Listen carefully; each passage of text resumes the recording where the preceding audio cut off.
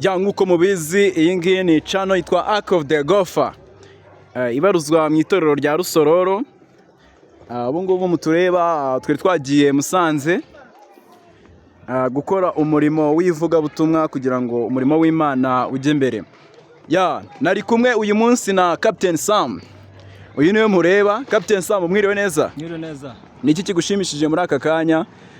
Turi hano i Musanze, urabona ni ikirere gisa nkaho gikonje cyane, warumenyereye kuba i Kigali. Ni iki kigushimishije muri aka kanya, wagira icyo tubwira?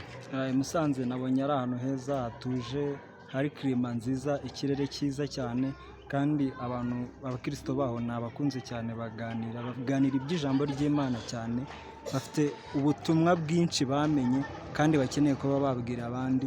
Twasanze ari abantu beza cyane kandi ni ahantu heza cyane hatuje, twaganiriye nyine byabaye byiza cyane. Reka nkushimire cyane, nakagaruka aha twari turi i Musanze.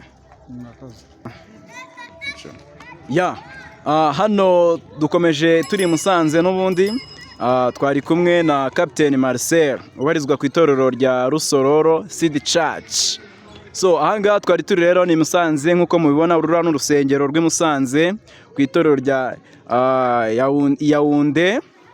Marcel, kuba uturutse i Kigali ukaza muri iyi field y'amajyaruguru, ni iki kigushimishije muri aka kanya?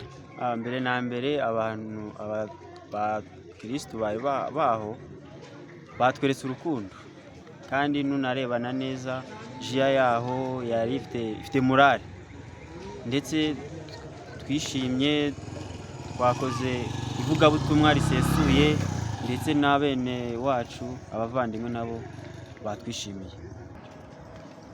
Nk'uko mubona dukomeje turi Musanze, twakiriye Captain Ntakirutimana Ibrahim. Ibrahim, uriyumva ute, umeze ute? Twakubonye i Musanze, twari tugusanzwe tukumenyereye i Kigali. Urugendo rwagenze rute paka kugera Musanze hano ku itorero rya Yaounde? Ya murakoze cyane, ndabashimiye cyane kubw'umwanya muduhaye.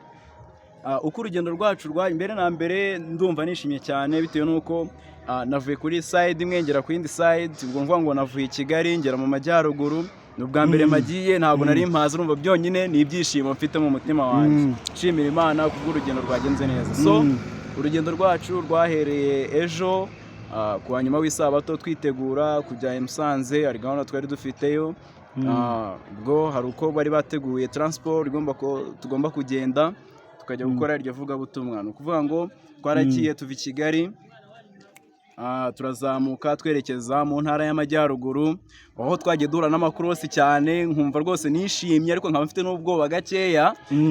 Ubwo turakomeza turaza turenga kuri Nyirangarama, mbona ngeze i Musanze mu mujyi. Nabonye hameze nk'ahari i Kigali, mbaza umuntu twari twegeranye, namubaza ngo ahangaha ni i Kigali cyangwa turi kugenda dusubira inyuma. Arambwira ngo ni mu ntara y'amajyaruguru aho bita i Musanze. Ubwo ku isabato twaruhutse uyu munsi, murabona ni umunsi w'isabato ya gatatu yahariwe urubyiruko. Twambaye impuzankano murabibona neza. Twasengeye kuri urusengero mureba rwa Yaounde. Uvuga ngo batwakire neza, twasanze abandi baje abagenzi bacu, ni iby'agaciro, ni ibyo gushimira Uwiteka. Murakoze, Imana ibahe umugisha. Amen.